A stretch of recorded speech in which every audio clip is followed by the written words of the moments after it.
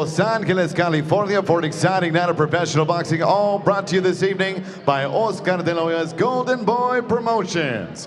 And we're set to go with our first bout tonight. 6 rounds, this in the featherweight division. Introducing to you first, fighting out of the blue corner, wearing black, trimmed in white, he weighed officially 126 pounds. In 4 professional bouts, his record stands even with 2 victories, 2 defeats, both wins coming by way of knockout. Fighting out of Los Angeles, California, by way of Los Mochis, Sinaloa, Mexico, here is Emmanuel CASTRO. And across the ring stands his opponent, fighting out of the red corner. Wearing black, trimmed in yellow, he weighed in 124 1/4 pounds. In 7 professional bouts, he stands perfect with 7 victories, no defeats, 4 wins by way of knockout. Fighting out of and representing Los Angeles, California, here is the undefeated Edgar VALERIO. And your referee in charge of the action is Wayne Hedgepeth. All right, you fighters receive your instructions in the dressing room. Obey my commands at all times. Protect yourself at all times. Touch them up, come back out boxing. Wayne Hedgepeth with the instructions, getting ready to go. Our opening bout tonight at the sold-out Belasco Theater in downtown Los Angeles. As you can see, Valero is the younger man and the much bigger man. Valerio, 11 years younger at age 22, 5 inches taller, and his wingspan is 10 inches longer.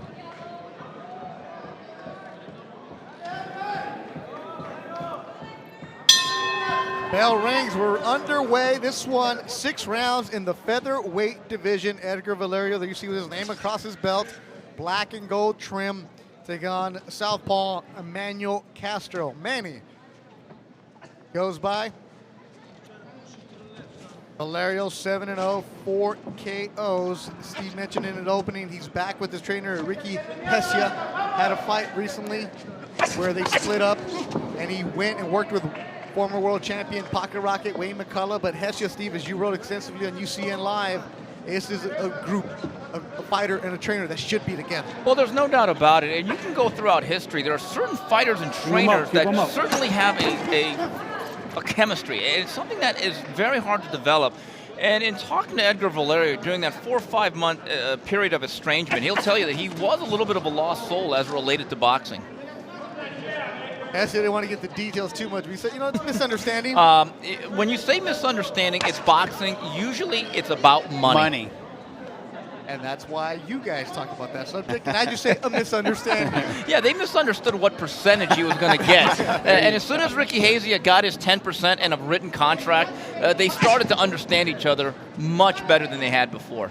But Valerio even said that he turned 22 now, and he said he's growing up, maturing, and realized that after his last fight, there was something missing there. No knock on Wayne McCullough, but he felt more comfortable with Hesia. He said it was growing up for both of them. You know, Beto, the one thing that I found interesting is there are certain trainers who believe once you leave the gym, I'm not going to call you, I'm not going to talk to you. It's a place of work that once you leave the office, I'll let you have your time off.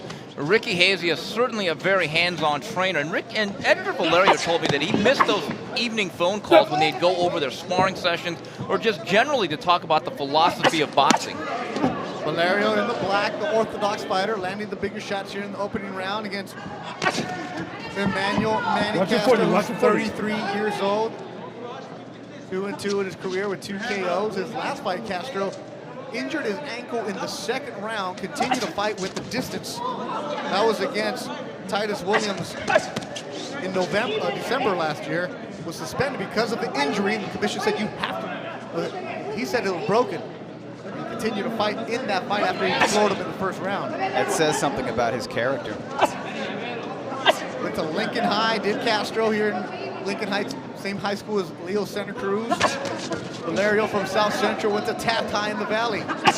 LA Unified going at each other here tonight. Good jab landed by Manny in the black. Final seconds of the opening round. It's scheduled for 6. Our opening bout at the sold-out Belasco Theater in downtown Los Angeles. Edgar Valerio sat down with the Ring TV Live cameras.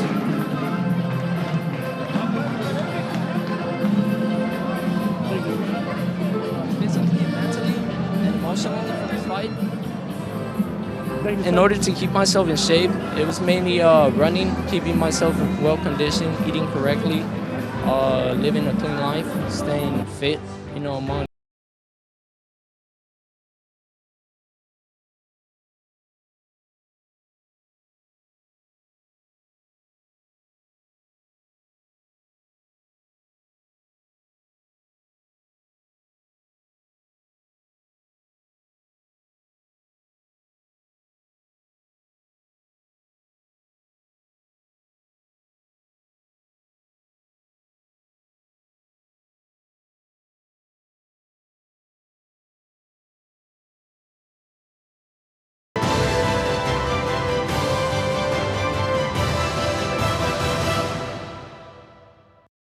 Kid Nessa, they call him, because his parents are from Nezahualcóyotl, México, en el Estado de México. Saludos a toda la familia que está mirando allá. Y también un feliz cumpleaños a Rosario, la mamá de Eduardo Valerio. It's his mom's birthday, Rosario, who's in attendance today. It's her birthday.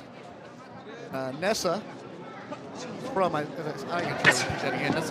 Nezahualcóyotl, Estado de Mexico, near Mexico City. Okay. That's where his mom and dad are from, and they're watching us over there. So say hola, Steve. Hola.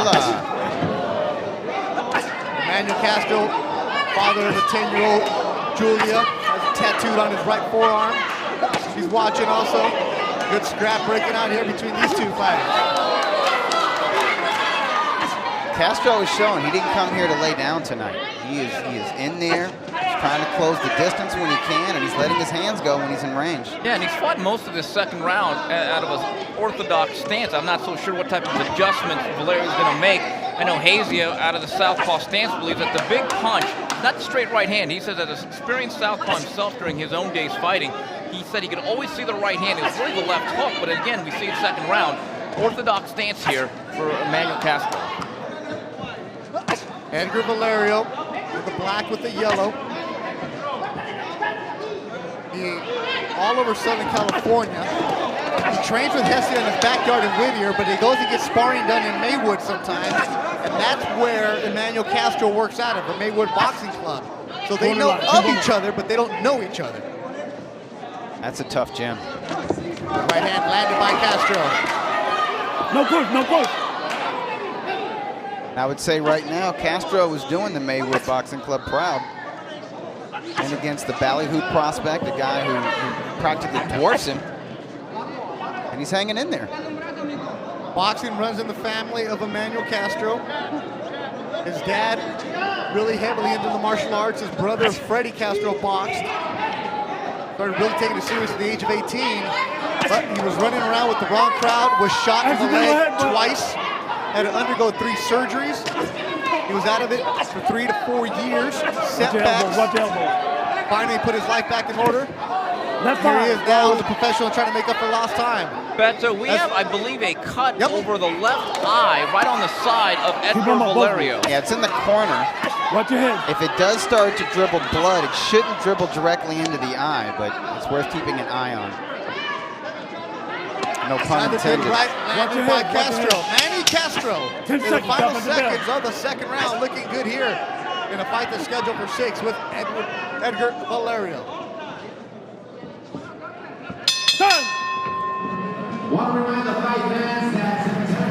Our co-feature tonight, Christian Chipa Gonzalez takes on Jonathan Corrales. Chipa undefeated, 14-0.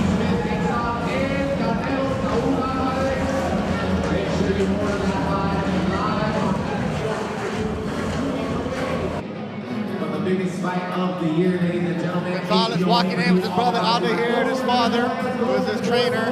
And right now it's going to be up to the crime-fighting cut man, Mike Rodriguez, to see the work he can do in that corner of Edgar Valerio. For now, HBO pay-per-view.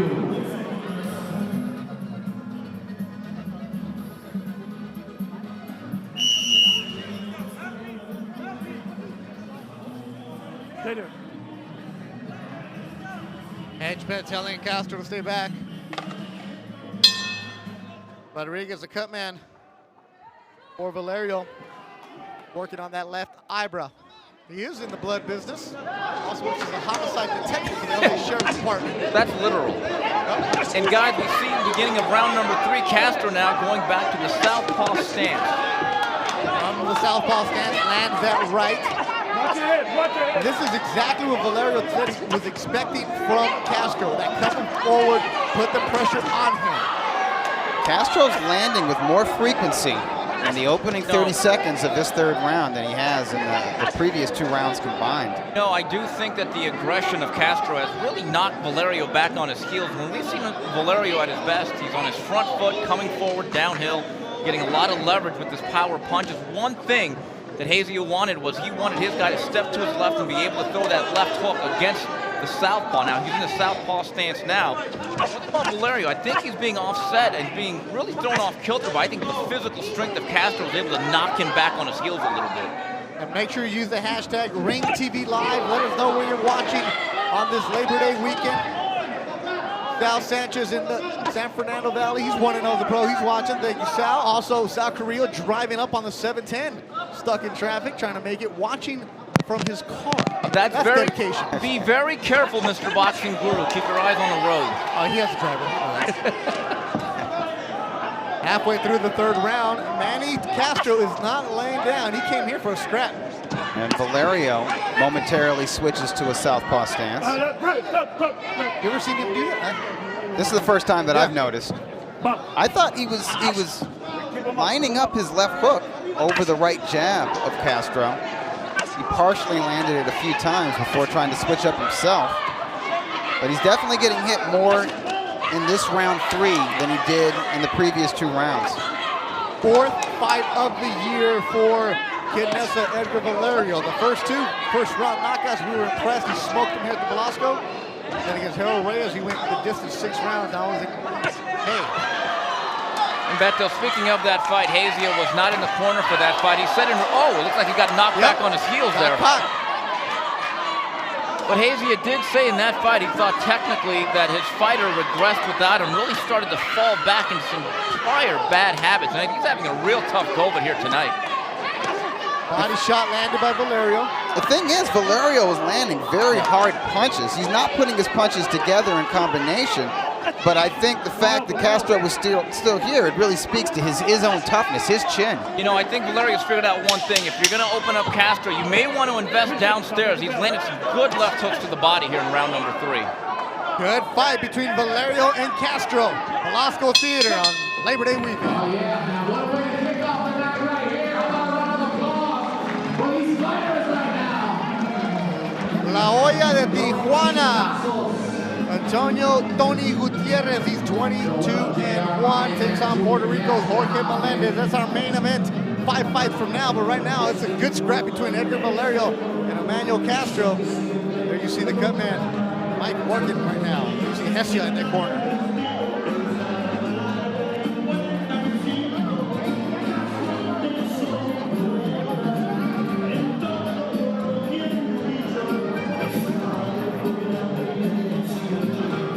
Castro stalking Valerio, knocked him back into the ropes. It was a left hook, Steve, that landed, or maybe it was a left cross, depending on his stances, which switched back and forth during this fight. Abe using that hashtag RingTV Live, just like Frank Espinoza Jr. is doing, boxing manager. Out there, the Bishop Amat alum. 4th round, how do you have it after 3, Doug? I have it 29-28 for Edgar Valerio. I scored rounds 1 and 2 for Valerio, and I scored round 3 for Castro.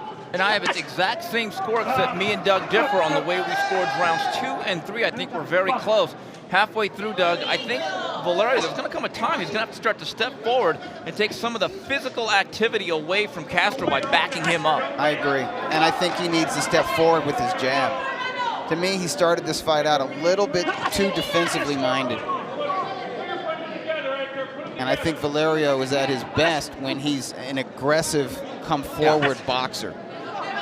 Edgar Valerio, 22 years old, South Central, Los Angeles. That's where he was raised. Mentioning with the Taft tie, that's the Valley. He used to get up at 5 o'clock every single day for 4 years, catch the 5:50 bus to get to school on time. Wanted to run cross country, wanted to play soccer after school. His dad said, no, you can't because you got to get on that bus 2 hours, come back home, and we're going straight to the gym. And that's what he's been doing. See that long tail that he has, that rat tail? He reads the Bible every single day. He read the passage about Samson a few years ago, and he said, that's it, I'm not going to cut that tail. All right. So Samson is who he thinks is giving him his power. So he's going to have to dig into that hair right now and use some of that power here against Emmanuel Castro. Yeah, he's having a hard time with Castro because Castro isn't just durable and rugged and game. He's awkward and he's tricky. I think it's hard to anticipate what Castro's going to do next. No, also he's smothering Valerio, and Valerio is one of those long limb punchers that needs to unfurl his arms to really be comfortable. And for much of this fight, even in round 4, I think he's having some moments here. See, his back is on the ropes, and he's basically punching off of his heels.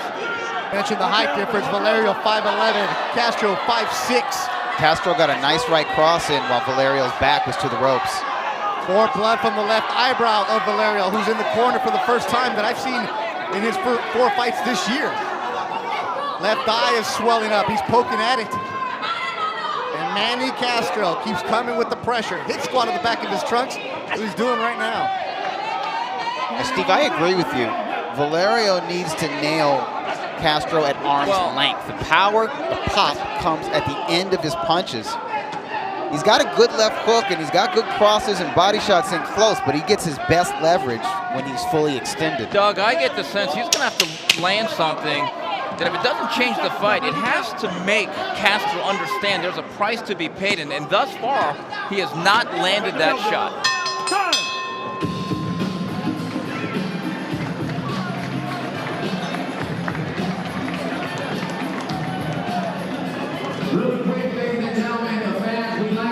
You to please refrain from flash photography. The fighters are complaining about flash.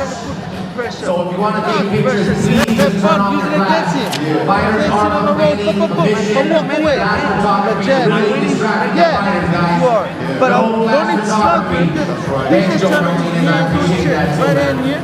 Now I want you to turn it. Look at that. Turn it right hand.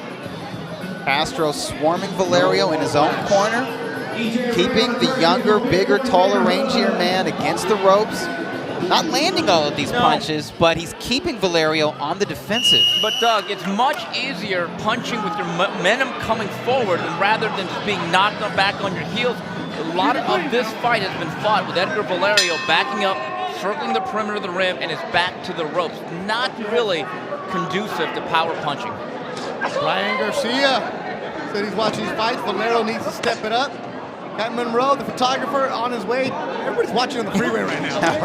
Okay, that LA traffic. There it is. Oh, that's true. But saying that Valerio needs to step it up. We're in the 5th round. Well, no, here's the other thing. He needs to step forward, Beto. I think he needs to make a decision to cross the line in the sand, start breaching the airspace, and start controlling the distance by having him come forward. I think he's got to start taking the lead in this fight. Undefeated Valerio, 7-0, 4 KOs. These are the black and yellow. You said it right there, Steve. He needs to start taking the lead. He hasn't been the leader in this fight. He's allowed Castro to bring the fight to him, thereby dictating the tempo of the fight. And Beto, you make a great point. If this is an 8 or 10 rounder, there would still be plenty of time here, but we now have less than 5 minutes of action remaining scheduled in this fight. Emmanuel Castro fought in 2009, twice in 2010. That's when he got into trouble, and he came back in 2015. This doesn't look like a dude who's had any kind of ring rust. That sparring or that work that he gets at the Maywood boxing. I'm telling you, that is a tough gym, and that's he's repping it right there. Yeah, he's repping Maywood. And that boxing club for the last 10 years has been known as a place where folks get the best sparring, particularly in the featherweight to lightweight divisions. Well, isn't that where Rogers is working at? Yes, absolutely, with Rudy Hernandez. And I still remember 4 or 5 years ago, that is where a young Leo Santa Cruz cut his teeth. Good body shot there by Valerio. 2 of them by Valerio. And see, you see that, Beto? He hit those shots coming forward with leverage, and it came downhill. And those body shots got to Castro, 2 of them by Valerio. Now he's got some space to work. Right. Now that he has Castro second-guessing that pressure, he needs to take advantage of that and land 1-2s right down the pipe. Valerio, managed by Joel De La Hoya, promoted by Oscar De La Hoya. He himself had a few years when he didn't box. Sat out a couple because he was a man he didn't like, so that's it. Came back in 2016.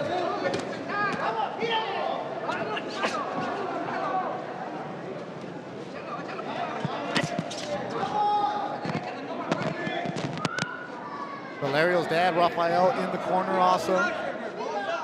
They took his son to the gym, youngster. Oh, a clash of heads there. Watch your head, watch your head. Oh, a big cut More on the... blood. Yeah. Oh, that's a And big it's cut of Valerio. Valerio. And you heard and you saw that one, and immediately a big gush of blood came out of Valerio's eyebrow. No, it's a big cut. He's telling I'm good. Check it out. Wayne's like, you can't say you're good when you can't see what's on your face.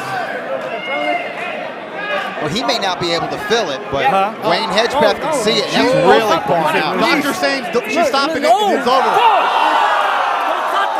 No, it's too bad. It's too bad. It's a real bad cut. Calm down. Calm down. Doctor jumped in right away. Yeah, and said, I think it's a good idea because I think a blood vessel. Bad gas. Yeah, I think an artery or blood vessel was open because it's spurting out. And there you see Castro. So what happens now because it stopped? Well, I believe we have to score the round. And I got to tell you, I had it 38-38 coming into this round. As did I. I don't know how you had it, but I do think Edgar Valerio was winning the 5th. Yeah, I would score the 5th round for Valerio, probably on the strength of those body punches. But it wasn't by a punch. Valerio shouldn't be too upset. It wasn't. It was an accidental headbutt, which means we're going to go to a technical decision. We're going to go to the scorecards. And here you see that was the clash right there. First a punch. Bam! Oh. Wow. Yeah. Oh. Oh, it opened up bad right away. It's like a horror movie, like a slasher film. It was stopped at 2:54 of the 5th round. Final seconds to go. So you score, Steve, you say you score the entire round.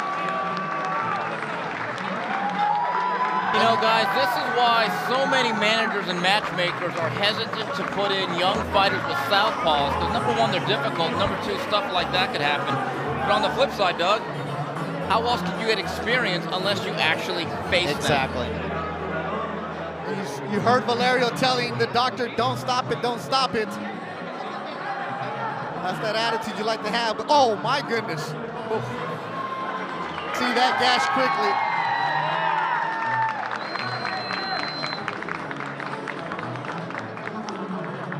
Let's go to the scorecards. All right, I have Valerio by 1 point, 48-47. He needed that round 5. It was an incomplete round, but you do score it in these situations. Doug, and I scored round 4 for Valerio, and that's why he's up by 1 point. Doug, coming into that 5th round, I had it 38-38, and what I saw, which was most of round number 5, I do believe Valerio with that body attack was able to win that round 10-9. Right. I think this was a very, very tough but valuable learning experience for young Edgar Valerio. I agree. Yeah, we both had it even, 38-38 after 4 rounds. And a lot of credit to Manny Castro coming in and giving him a good scrap. And Joe Martinez, our ring announcer, is ready. Ladies and gentlemen, this bout is stopped at 2 minutes, 54 seconds. Round number 5. We have completed 4 rounds, so we go to the scorecards. And here are the totals. Both judges, Raul Caiz and Jonathan Davis, have it 50-45. Max DeLuca, 49-46. All for your winner by unanimous decision. He is still undefeated, Edgar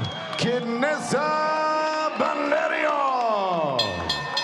So Valerio on the cards, a lot wider than you guys have him, right.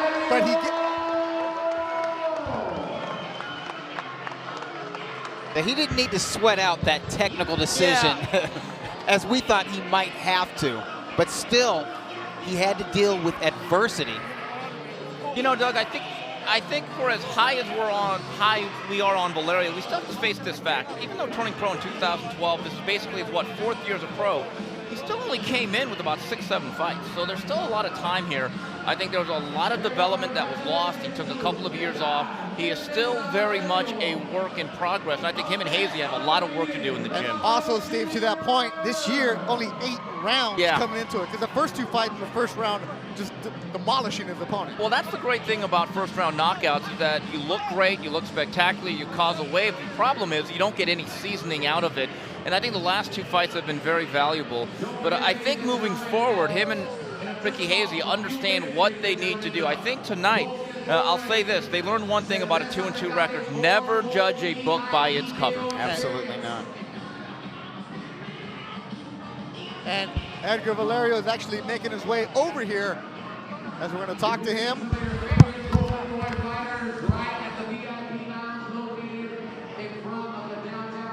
Edgar Valerio, Kid Nessa, we are approaching the table here ringside. Put the microphone on him, just make sure that cut doesn't get in the way there. No, it doesn't. I'm good. Yeah, you're good right now, but you know what I mean? That cut, what happened right there? Basically, since he was a southpaw and I was the left-handed, basically we had a crash of heads, you know. I kept noticing he kept coming in with his head really low. It was upsetting me, but I mean, it's a fact, you know. We learn, and we learn through our mistakes as we all do. See some highlights of it. This was a tough fight for you. Yeah, he was a pretty awkward fighter, you know, especially since he was left-handed. And I kind of did have a little difficulty with that. But besides that, I felt like I pulled away with a good fight. And I think it was good, you know?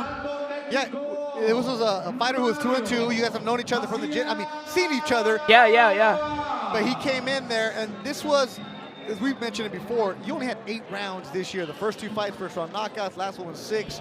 This was a tougher fight, but you were telling the doctor, don't stop it. No, you know, I'm the type of fighter who's never gives up, you know. That's not me. People pay to come and see a fight. You know, people don't come and see headbutts or people quit, you know, and I'm not that type of fighter who's going to go in there and pretty much quit on myself, you know, quit on my team. Were you worried that they were stopping the fight, like it was a technical knockout? Yeah, or did you know that it was going to go to the scorecards? I didn't know it was going to go to the scorecard. Either way, whichever way, you know, I respect the referee's decision and the doctor's decision. You know, their best interest is to protect the fighter and protect me as a fighter. But you know, it upsets me when certain things like these happen. Things that pretty much in the gym we don't prepare for, you know. It's because I didn't prepare for something like this. So basically, it hurts me for the doctor to actually stop the fight because of a cut. But I mean, if it was the best choice, you know. These are the experiences that make you grow. Exactly. Dealing with cuts like this, when you get into tougher fights with tougher guys on the bigger stage and you do get cut, you know you can deal with it. You got to deal with it. The commission and doctors are waiting for you right there. Yes. First of all, last thing though, send your birthday wishes to your mother, Rosario. Yeah, I'm going to wish my mother, Rosario Valerio, and happy 53rd birthday. She's turning 52, I think, this year. I want to wish her a big happy birthday, and I'm sorry, Mama, that I didn't get a good victory last But you got the victory. He's now 8-0. Go see the doctors. They're waiting for you. Kid Nessa, Edgar Valerio is waiting in the ring right now. Lamont Roach Jr., Mario Macias, and our ring announcer is the one and only Joe Martinez.